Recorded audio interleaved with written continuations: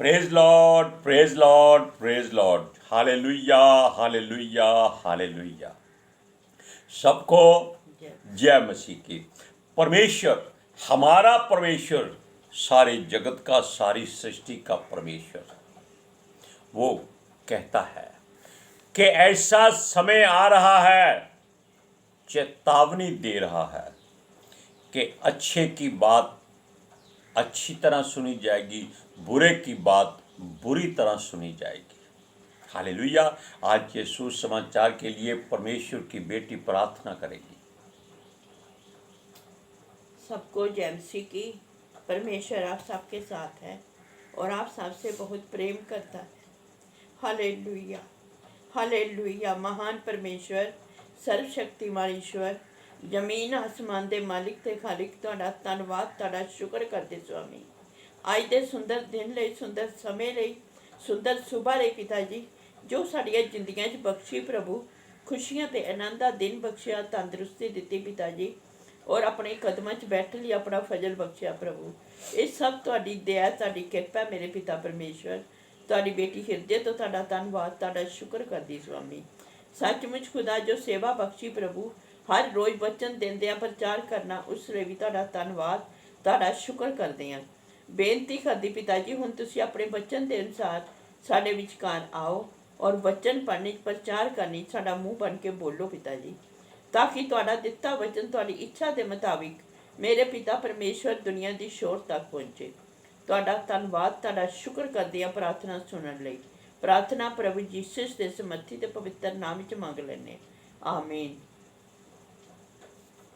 आमीन। Hallelujah, praise Lord.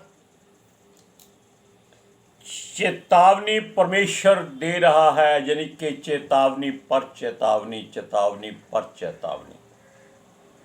Hallelujah. क्योंकि समय ऐसा आ रहा है, मनुष्य खुद नहीं जानता कि वो कहाँ जा रहा है, क्या कर रहा है, क्यों कर रहा है, वो ये भी नहीं जानता। कैसे कर रहा है, उसको इस बात की इच्छा, तमन्ना, जरूरत नहीं है। क्यों? सब कुछ उस परमेश्वर, सर्वशक्तिमान, सर्वव्यापी, सर्वज्ञानी, सृष्टि के सृजनहार की मर्जी से ही हो रहा है।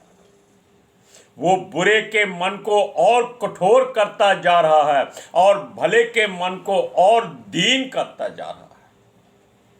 हालेलुया। उसके दास जो लोगों के हित के लिए, जरूरतों के लिए वचन सुनाते हैं, वो उनको नहीं पूछेगा। जो परमेश्वर की मर्जी को लोगों के जीवन में पूरा करने की कोशिश करते हैं, वो केवल उनकी सुनता है। हालेलुया। क्यों? वो कड़वा वचन बोलते हैं। आप कड़वी नीम का रस बनाकर 1 चम्मच पी लीजिए, आपका पूरा बदन कड़वा हो जाएगा। आप गालियां भी दे सकते हैं कि हमको जहर पिला दिया, लेकिन आप चंद घंटों के बाद महसूस करेंगे कि भाई मैं जीवित हो गया, मैं मर गया था। परमेश्वर का वचन भी नीम के जैसा कड़वा है, लेकिन मुंह में कड़वा है, पेट में भी कड़वा है, लेकिन आत्मा में वो बुलंदियों तक ले जाता है। हालेलुया।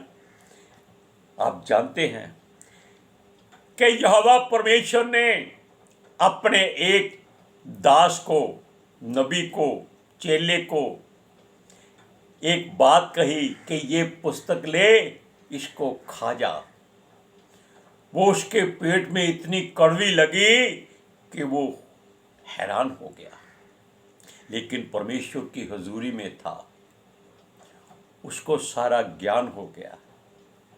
Hallelujah, praise Lord. सुनिए, आने वाला समय कैसा होगा, वो समय बुरे मनुष्य के लिए बुरा, अच्छे मनुष्य के लिए अच्छा, धार्मिक मनुष्य के लिए आत्मिक और योद्धा के लिए युद्ध का मैदान, पर कमजोर के लिए और विश्वासी के लिए मृत्यु ही ठहरेगा, क्योंकि वे विश्वासी जीवित रहने के योग्य नहीं होते और कमजोर को दूसरे जीवित रहने नहीं देते। हालेलुया। सुनिए, जब भी हमारा परमेश्वर कुछ करता है तो हजारों वर्ष पहले ही लोगों को चेतावनी और संदेश भेज देता है। यह पवित्र शास्त्र जो पूरे संसार का, पूरी सृष्टि का सबसे पुराना ग्रंथ है। लोग कहते हैं कि यीशु के बाद बना है।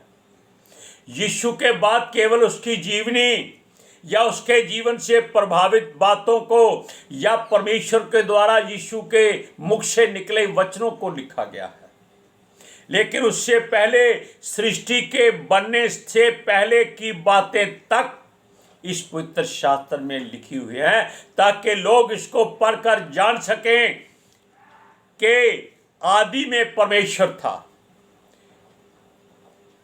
क्यों था? क्योंकि परमेश्वर वचन के रूप में था। हालेलुया। और हम पवित्र शास्त्र में पढ़ सकते हैं, वहां लिखा है आदि में वचन था, वो ही परमेश्वर था, वो ही परमेश्वर के संग था, और वो ही परमेश्वर जो था वो धरती पर देहधारी होकर आया। सनातन काल से यही बात हो रही है और वो आज भी आपके मध्य में है, पवित्र आत्मा जी के रूप में। लेकिन वो दिखाई किसको देता है? जो उसके वचन को अपने हृदय में रखते हैं। जैसे बिजली के दो तार, एक से करंट आता है, दूसरे से अर्थ होता है। जब दोनों जुड़ते हैं तो बिजली आग निकालती है। वैसे ही एक तार हमारे मध्य में वचन है और दूसरा परमेश्वर की ओर से पवित्र आत्मा जी है। हालेलुया। सुनिए, वो अपने नबियों, संतों, संदेशवाहकों के द्वारा आज के युग में प्रचारकों और अपने दासों के द्वारा न्याय से बता देता है कि लोग चेतन हो जाएं और आने वाले समय का उपयोग कैसे करना है जान लें। यहूदा कौम का गीत जो वो गाएंगे, क्यों गाएंगे? क्योंकि उस समय ऐसा आएगा, वो परमेश्वर की महिमा करेंगे। वो कुछ पंक्तियां हम आपको बताते हैं। उनका एक दृढ़ नगर है और यहोवा उस नगर की सुरक्षा के लिए शहर पनाह बनाता है। ये हम सार बता रहे हैं। पढ़ेगी तो आप परमेश्वर की बेटी। सुनिए, हे फाटकों खुल जाओ और फाटकों को खोल दो। ये गीत के वचनों में यहूदा की कौम के लोग कहेंगे, क्योंकि यहूदा ऐसा गोत्र था जो सबसे छोटा था।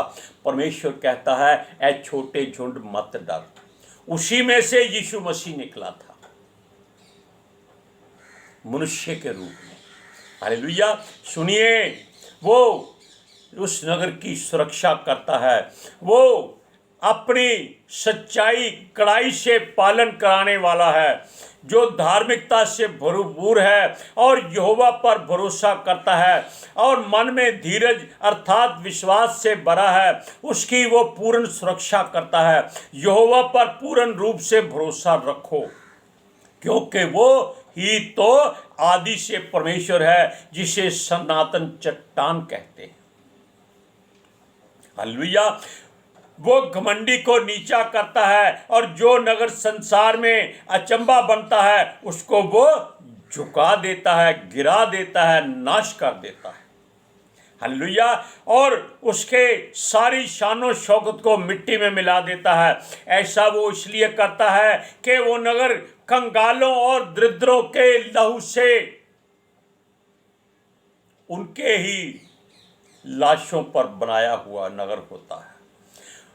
वो उन्हीं दरिद्रों और कंगालों के पैरों से उस नगर को रौंद डालता है। हालेलुया। सुनिए, यह गीत अगर गंभीर स्वर में गाया जाए तो शब्द स्वर्ग में भी इसकी गाथा सुनाई देगी और वो स्वर्गदूत इसको गाएंगे। स्वर्गदूत इसकी महिमा परमेश्वर के सामने करेंगे कि देख प्रभु, तेरे लोग तेरी महिमा कर रहे हैं। अब इस बातों को आप पढ़कर देखिए, यशाया की पुस्तक 26 अध्याय उसकी 1 से 6 आयत तक।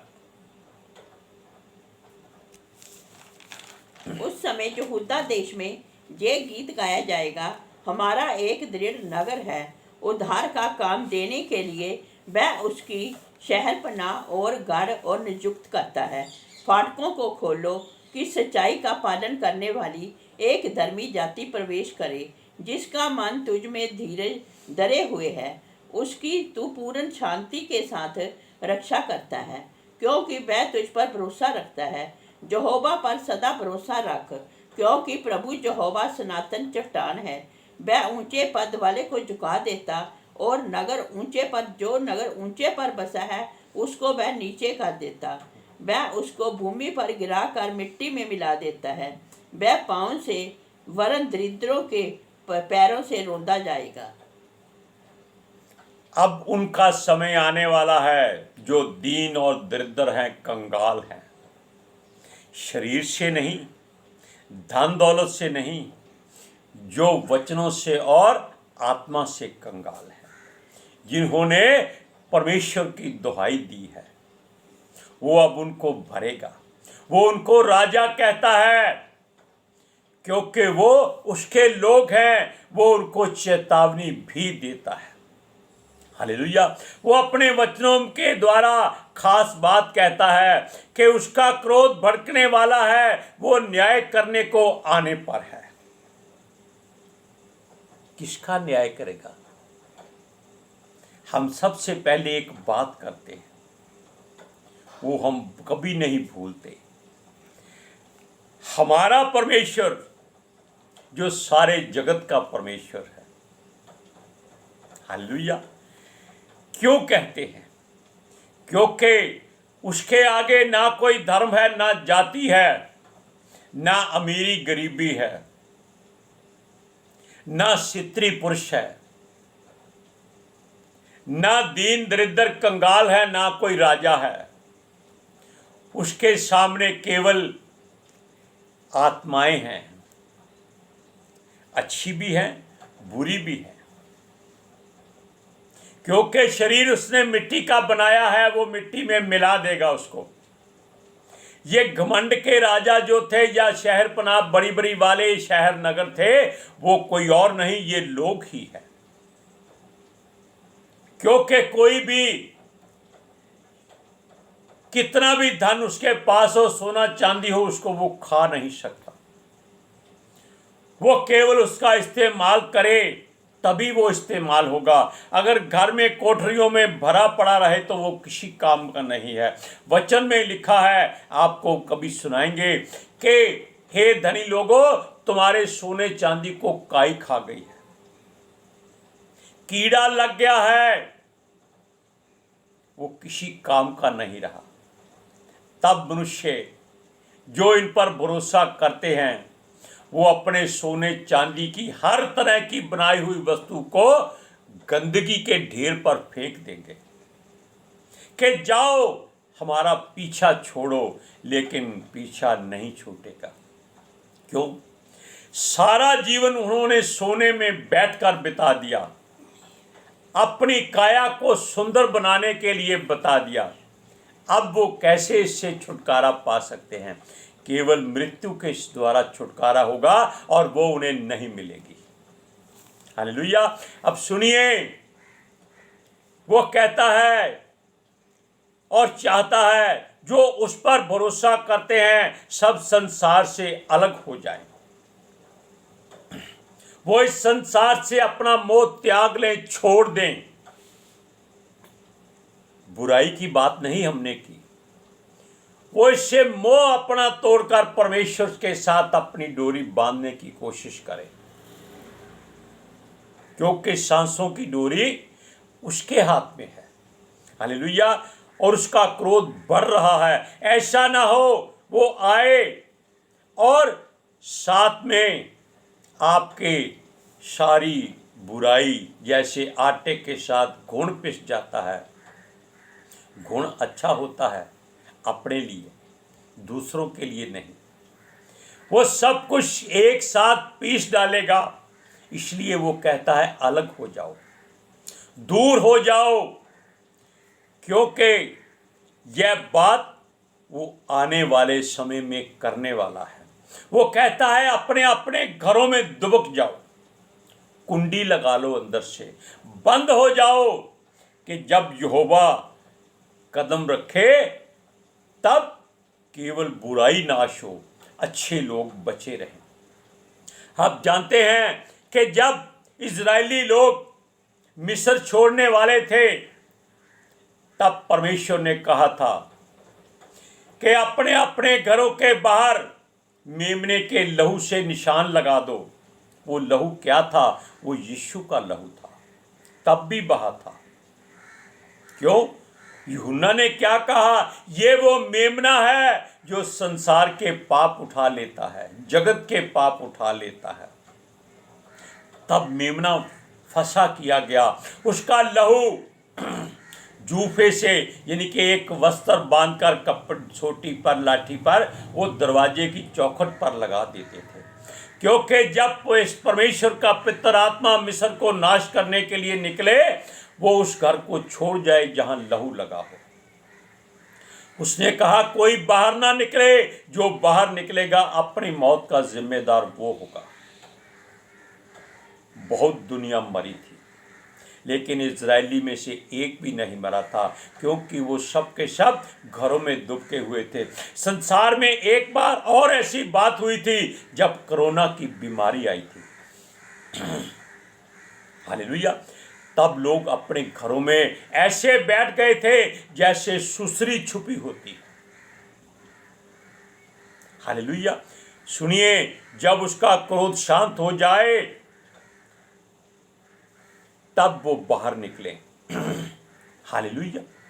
सुनिए, वचन में यही बात है। जब पर उसका क्रोध भड़का रहेगा, वो धरती पर बहुत ही चीखो पुकार सुनाई देगी और देती रहेगी। मजबूर लोग, शांत लोग संसार के द्वारा प्रताड़ित किए जाते हैं, उस समय भी किए जाते होंगे, और दीन और दरिद्र दुहाई देते हैं। उनकी कोई सुरक्षा नहीं करता, कोई छुड़ाने वाला नहीं होता। इसीलिए वो कहता है अपने घरों में दुबक जाओ, अंदर से कुंडी बंद कर लो, ये समय आने वाला है। इसी बात पर यहोवा उन बेलगाम खच्चरों और टट्टुओं को नकेल डालने के लिए अपने स्वर्ग से निकल रहा है। ये कौन है? ये जो बड़े घूमते हैं, लीडर फिरते हैं, बड़े बड़े दीन नबी बनने की कोशिश कर रहे हैं, बड़े बड़े संत बनने ही को, धर्म के ठेकेदार बनने की कोशिश कर रहे हैं, जो अपने आप को ईश्वर कहते हैं। वो कहता है इनको खच्चरों और टट्टुओं की तरह नकेल डालकर वो ले जाएगा। कहाँ? जहाँ पर शैतान और उसके दूतों के लिए आग का दरिया तैयार किया हुआ है। सुनिए, इन मंचरों और बुराई के भरे हुए नगरों को न्याय के स्वयं और दंडित करेगा। इनका न्याय नहीं, केवल दंड देगा। धरती पर बहुत ही जुल्म हो रहा है। मासूमों, अनाथों, विधवाओं और बहु बेटियों की चीखों पुकार परमेश्वर तक पहुंच रही है। बेगुनाहों के रक्त से धरती लाल हो रही है। गुनाहगार कभी सजा नहीं पा रहा आज के युग में। हालेलुया। इनका लहू पृथ्वी छुपा नहीं सकती, ना ही वो धो सकती है, चाहे कितनी बरसात क्यों ना हो जाए। बेसहारों का लहू बहुत बह रहा है और पृथ्वी उनके लहू से श्रापित हो चुकी है। आप जान लीजिए, ध्यान दीजिए, इस बात को सोच लीजिए कि परमेश्वर का क्रोध कहां तक भड़केगा। जब आदम के दोनों पुत्रों में झगड़ा हुआ, एक ने दूसरे को मार दिया, तब उसका लहू धरती पर बहा। परमेश्वर ने उसको पूछा कि तूने उसको क्यों मारा? उसका लहू पुकारता है, यानी कि लहू दिखाई नहीं देता, परमेश्वर को दिखाई देता है। गरीब घुट घुट के मर जाता है, उसका लहू मरने के बाद सूखता नहीं है, वो धरती पर बिखर जाता है। वो परमेश्वर की दुहाई देता है। सुनिए इन वचनों को, यशाया के पुस्तक 26 अध्याय उसकी 20 और 21वीं आयत में। हे मेरे लोगों, आओ अपनी अपनी कोठरी में प्रवेश करके किवाड़ों को बंद करो।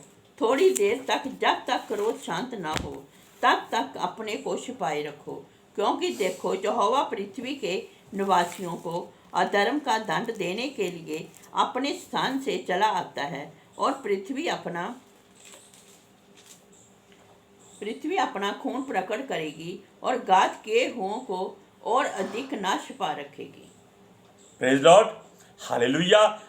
अब आप देख लीजिए कि ये वचन आपके हृदय में ऐसे कील की तरह ठुक जाएं जो कभी बाहर ना निकल सके। जैसे यीशु के हाथों में और पैरों में 2-2 फुट लंबे कील ठोके गए थे और शतीर के बाहर से मोड़ दिया गया। उसके हाथों को कील निकाले नहीं गए थे, खींच के अलग किया गया था। उसमें छेद आज भी है और वो लहू आज भी बह रहा है। उसी लहू से वो हमारे पापों को साफ और शुद्ध करता है, यदि हम उससे विनती करते हैं। हालेलुया। आज के सुसमाचार के लिए परमेश्वर की बेटी प्रार्थना करेगी। Hallelujah. Thank you Jesus, thank you Lord, thank you पितर आत्मा जी। ਤੁਹਾਡਾ ਧੰਨਵਾਦ, ਤੁਹਾਡਾ ਸ਼ੁਕਰ ਕਰਦੇ ਸੁਆਮੀ, ਸਾਡੇ ਵਿਚਕਾਰ ਆਉਣ ਲਈ, ਵਚਨ ਪੜ੍ਹਨ 'ਚ, ਪ੍ਰਚਾਰ ਕਰਨ 'ਚ, ਸਾਡਾ ਮੂੰਹ ਬਣ ਕੇ ਬੋਲਣ ਲਈ ਪਿਤਾ ਜੀ। ਤੁਹਾਡੀ ਬੇਟੀ ਹਿਰਦੇ ਤੋਂ ਤੁਹਾਡਾ ਧੰਨਵਾਦ, ਤੁਹਾਡਾ ਸ਼ੁਕਰ ਕਰਦੀ ਸੁਆਮੀ। ਸੱਚਮੁੱਚ ਖੁਦਾ, ਤੁਹਾਡਾ ਦਿੱਤਾ ਵਚਨ ਤੁਹਾਡੀ ਇੱਛਾ ਦੇ ਮੁਤਾबिक ਮੇਰੇ ਪਿਤਾ ਪਰਮੇਸ਼ਵਰ ਦੁਨੀਆ ਦੀ ਸ਼ੋਰ ਤੱਕ ਪਹੁੰਚੇ, ਲੋਕ ਸੁਣਨ ਔਰ ਸੱਚਾਈ ਨੂੰ ਜਾਣਨ ਔਰ ਸੱਚਾਈ ਉਹਨਾਂ ਨੂੰ ਆਜ਼ਾਦ ਕਰੇ ਪਿਤਾ ਜੀ। ਮੈਂ ਤੁਹਾਡਾ ਧੰਨਵਾਦ, ਤੁਹਾਡਾ ਸ਼ੁਕਰ ਕਰਦੀ ਹਾਂ ਸੁਆਮੀ, और ਤੁਹਾਡੇ ਬੱਚੇ ਹਮੇਸ਼ਾ ਤੁਹਾਡੀ ਸ਼ਾਂਤੀ और ਤੁਹਾਡੇ ਅਨੁਗ੍ਰਹਿ ਵਿੱਚ ਬਣੇ ਰਹਿਣ। आमीन। Praise Lord, hallelujah. सबको जय जय मसीह की।